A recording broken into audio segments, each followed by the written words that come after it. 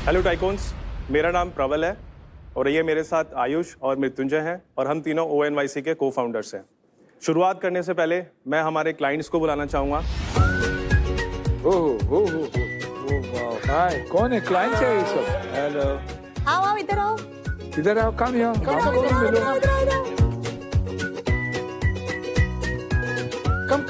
Come. Give a hug। Hello. जल्दी से एक hug दे दो। How are you? With you। What please? Strongly. What? More strongly. Ganesh। Very good. Ow. Tycoons, India में kids footwear market लगभग 15,000 करोड़ का है और अगले 5 सालों में ये लगभग 25,000 करोड़ का होगा, जिसमें ONYC एक फास्टेस्ट लीडिंग ब्रांड है इन दिस कैटेगरी।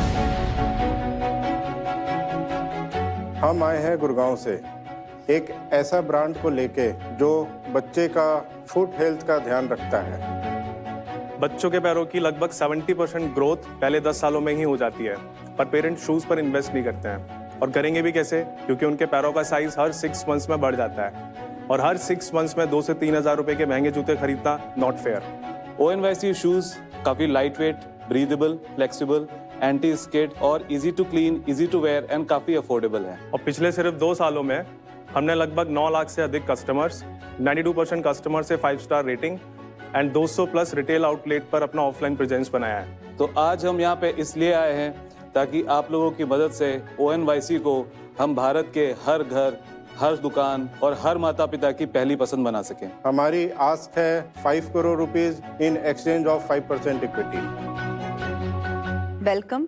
सबसे पहले तो बताइए आपकी बैकग्राउंड स्टोरी क्या है? आपने किड्स फुटवेयर में जाने का कैसे सोचा? मुझे फुटवेयर से बहुत पहले से बहुत लगाव रहा है। This is more of a passion than profession. 2015 में मैंने शुरुआत करी थी। इंडिया के काफ़ी रिनाउंड लेबल्स के लिए हमने मैन्युफैक्चरिंग किया है फॉर लाइक 8 to 9 ईयर्स। उस जर्नी में सबसे पहले मुझे मृत्युंजय ने ज्वाइन किया। इसकी वाइफ कभी कभी मुझे दूसरी बीवी बोलती है। ये मेरा कॉलेज फ्रेंड है, हम लोग पिछले 18 साल से साथ में हैं। व्हेन प्रबल केम इनटू द पिक्चर, जो कि हमारे जीजा जी हैं, हम लोगों की मुलाकात 2021 में हुई थी, 2021 में in my wedding.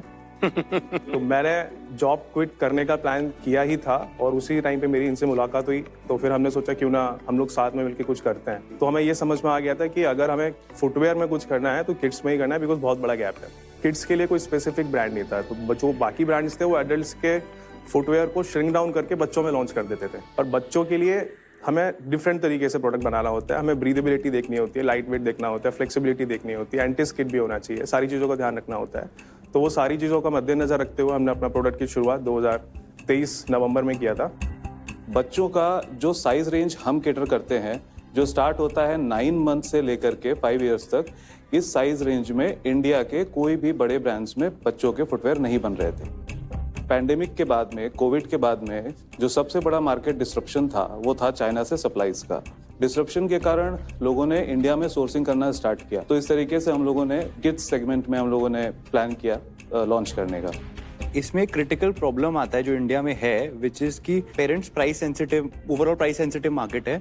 Kids footwear भी उनको लगता है कि यार ये 1 साल बाद तो ये चलेगा ही नहीं। तो जरा प्राइस पॉइंट आपने कैसे डिराइव किया और क्या है वो बताओ। प्राइस पॉइंट हमारा 300 रुपए से शुरू हो जाता है। जो मैक्सिमम शूज हमारा जो अपर प्राइस है वो 800 पे जाके क्लोज हो जाता है। एंड मार्केट में और कितने प्राइस का मिलता है मतलब? तो मार्केट में हमसे कम बेचने वाले भी हैं जो बहुत ही लोकल मैन्युफैक्चरर्स लोकल लेवल पे चल रहा है, तो वो मिल जाएंगे आपको 300-400 रुपए के रेंज में। इसके अलावा अगर आप ब्रांडेड शूज में जाते हैं तो फिर आपको वहाँ पे 2000, 1500, 3000 के रेंज में मिलते हैं। पेरेंट्स से हमने जब स्टार्ट किया था तो हमने ये सारी चीजें रिसर्च करके, सर्वे लेके कि उनका बजट क्या है, उन्होंने पिछले ब्रांड से कहाँ से खरीदा और क्या क्या प्रॉब्लम्स उनको लगी, महसूस की उन्होंने पिछले ब्रांड्स में, वो सारी चीजें हमने मद्देनजर रखते हुए अपने प्रोडक्ट से डिजाइन किए थे।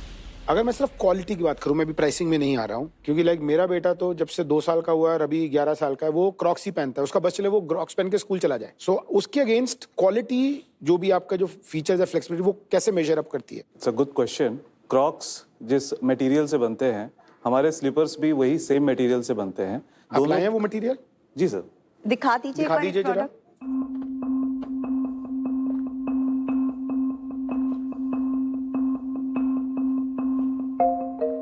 आपके कस्टमर वर्ल्ड टफेस्ट कस्टमर्स है माँ। जी सर। हाँ? सो जो मेकिंग प्रोसेस क्रॉक्स की होती है वो एक्चुअली मोल्डेड स्लीपर्स होते हैं और हमारे जितने भी फुटवेयर है वो सब पूरा कट स्टिच पूरी तरीके से हम लोग उनको बाय हैंड बनाते हैं। मशीन्स का यूज होता है बट थोड़ा कम होता है, तो इसलिए कंपैरिजन कर पाना थोड़ा डिफिकल्ट है क्योंकि वो प्रोडक्ट डिफरेंट है, ये प्रोडक्ट डिफरेंट है। आपकी जो बिजनेस है उसमें मुझे लगता है कि पेरेंट्स के पॉइंट ऑफ व्यू से फैशन से ज्यादा सेफ्टी इंपॉर्टेंट रहेगी। Exactly, sir. How do I believe you? आपको third party certification basically chicken and egg की प्रॉब्लम है। जिसने आपका प्रोडक्ट नहीं खरीदा है वो कैसे कन्विंस होगा कि आपका प्रोडक्ट उसके बच्चे के लिए सेफ है? जैसे सुनील सर भी कह रहे थे आपका सबसे टफेस्ट कस्टमर है, क्योंकि जो एक पेरेंट है वो 10 चीजें सोचेगा। तो आपने कोई सर्टिफिकेशन कराई है on a kids safety basis कि हाँ ये यूएस स्टैंडर्ड है, ये ग्लोबल स्टैंडर्ड है, हमने वो स्टैंडर्ड, हमने वो मैट्रिक्स मेजर करी है? बच्चों के जो पैर होते हैं इनिशियली जब बच्चे पैदा होते हैं उनके पैर फ्लैट फुट होते हैं, उसमें कोई आर्क नहीं होता है और एक हेल्दी फुट डेवलपमेंट के लिए उन्हें एक अच्छा स्पेस चाहिए। अगर वो बहुत ही कॉम्पैक्ट शू में है या उसमें ब्रीदेबिलिटी नहीं है तो उससे बहुत सारे मेजर इश्यूज आते हैं। आगे जो शूज का टो बॉक्स होता है वो वाइड होना चाहिए ताकि उनके फिंगर्स स्क्वीज ना हो, ब्रीदेबिलिटी होनी चाहिए ताकि स्वेटिंग से उनको फीट में रैशेज ना हो। मैं आपको एक चीज दिखाना चाहूंगा। Light weight. ये शू 9 मंथ से हम लोग स्टार्ट करते हैं। इसमें आप आगे देख सकते हैं हमने टो फिंगर्स प्रोटेक्शन भी दिया हुआ है क्योंकि बच्चे जब दौड़ते हैं ग्राउंड्स में तो ठोकर लगती है, चलते हैं तो सबसे पहले इम्पैक्ट टोस पे आता है, तो इस पे हमने टो प्रोटेक्शन दिया हुआ है। तो ये कुछ सर्टिफिकेशन रहता है आपके पास? सर जो प्रोडक्ट क्वालिटी है वो लैब टेस्ट सर्टिफाइड है। क्या होता है वो सर्टिफिकेशन? सर उसमें प्रोडक्ट के सोल का एब्रेजन, उसके स्किड रेजिस्टेंस की कि वो स्लिप तो नहीं होगा, जो मटेरियल होता है उसमें कलर ब्लीडिंग के इश्यूज तो नहीं होंगे, ये सारी चीजों तो के। ये कोई गवर्नमेंट लैब है या प्राइवेट लैब है? सर गवर्नमेंट लैब है, ऑथराइज लैब से। ये बिजनेस कितने साल के हैं? सर 2 साल। 2 years। 2 साल के नंबर बताइए, टर्नओवर। तो हमने 2023 नवंबर में स्टार्ट किया था। हमने 4 ही महीने उस फाइनेंशियल ईयर में हमारे रहे थे जिसमें हमने 47 lakhs का बिजनेस किया था। लास्ट ईयर जो हमने क्लोज किया है हमने 10.5 करोड़ किया है। इस साल हम लोग लगभग 30 करोड़ पे क्लोज करने वाले हैं। नवंबर का? नवंबर में हमने 2.44 करोड़ किया है। नवंबर से पहले हमने 2.72 करोड़ किया था। उस मंथ में थोड़ा सेल रहता है दिवाली के समय पे। पूरा बूटस्ट्रैप्ड है, प्रॉफिटेबल चला रहे हो? बूटस्ट्रैप्ड है। ग्रोस मार्जिन और इबिटा मार्जिन और पैट? सर ग्रॉस मार्जिन है हमारा 62%। अगर 1 करोड़ की टर्नओवर है, कास्ट लाइन आइटम बताइए, कास्ट क्या है? सर हमारा 38% जाता है कॉक्स में, ओके। इसके बाद 7% जाता है फैक्ट्री ऑपरेशन कॉस्ट में, इसके बाद हमारा 26% last mile platform charge and warehouse costing है, 16-17% हमारा marketing cost and software cost आता है, 6% हमारा कॉर्पोरेट कॉस्ट है और 6% हमारा इबिटा है। आपके वेबसाइट से कितनी हो रही है और ई कॉमर्स प्लेटफॉर्म पे कितनी हो रही है, तो उसका थोड़ा सा ब्रेकअप बताइए। तो हमारी 40% सेल हमारे वेबसाइट से आती है, 50% हमारी मार्केट प्लेसेस से है एंड रेस्ट 10% हमारी B2B है जो हमने अभी रिसेंटली 4 months पहले स्टार्ट किया है। B2B में ऑफलाइन डिस्ट्रीब्यूशन। किसको बेच रहे हो वो? डायरेक्ट रिटेलर्स को बेच रहे हैं। बट रिटेलर आपके ब्रांड के अंदर बेच रहे हैं? यस यस, हमारा ब्रांड उसको 100% B2C हमारा कहते ब्रांड, हैं। नो अदर उसको भी B2C कहते हैं। जनरल ट्रेड GT कहते हैं उसे। और आपका रिटर्न कितना है? वेबसाइट पे हमारा जो रिटर्न है वो 14% के आसपास है। मार्केट प्लेस पे लगभग 17% के आसपास रहता है। लगभग 15 to 16% हमारा कस्टमर रिटर्न रहता है। रिटर्न के मेन रीजन क्या है कि लोग वापस क्यों भेजते हैं? साइज का सबसे बड़ा चैलेंज है। जब आपने मुझे 10 करोड़ का नंबर दिया और अभी इसका 30, वो नेट सेल्स है, excluding GST, return cancellation, everything. Excluding everything. आपका जो एबिटा है ये सब रिटर्न्स के बाद? Yes, yes, yes. So your cash positive? Yes. Okay. 2030 में मार्च में क्या नंबर बनेगा? सर 500 करोड़ का 500 crore 500 crore.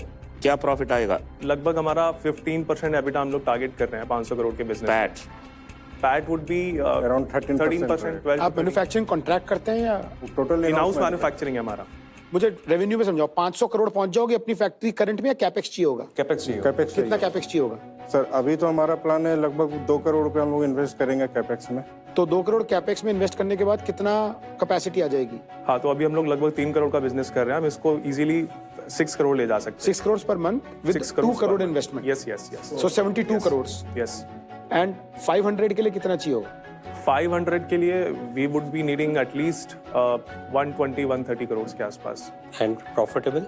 Yes yes sir. This year also profitable? Yes yes. Yes. आप तीनों में क्या इक्विटी स्प्लिट है? हम तीनों के पास 29.25 ईच है। एक्सेलेंट। जो हमारे जो फैमिली फ्रेंड राउंड में रेज किए थे उनके पास वो 10% है, CMO हमारे उनके पास है 2.25%।